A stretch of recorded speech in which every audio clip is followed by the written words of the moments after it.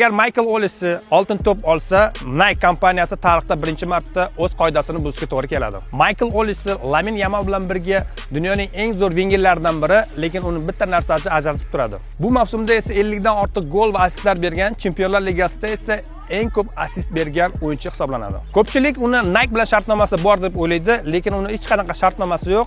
Nega unaqa deb o'ylashadi? Chunki u Nike butsillarida ko'proq o'yinga tushadi. Boshqa o'yinchilar aynan shunaqa Nike kompaniyasidan nechta pul topishadi. Kelinglar ko'rib chiqamiz. Neymar 23 million, Haaland 20 million, Mbappe esa 14 million. Faqatgina Nike butillarini reklama qilganlari uchun. Video davomini ko'rishingizdan oldin menga obuna bo'lishni unutmang. Tepadagi o'yinchilarda shartnomalarda bittagina sharti bor, ular boshqa kompaniyalarning butillarini reklama qilishlari mumkin emas. Va aynan shu narsa Olisiga umuman yoqmaydi, chunki u har doim har xil butillarda o'ynashni xohlaydi. Agar Michael Olise o'zini ko'rsatadigan bo'lsa, Nike kompaniyasi o'zining qoidalarini buzadimi yo'qmi? Kommentariyada yozib qolishni unutmang.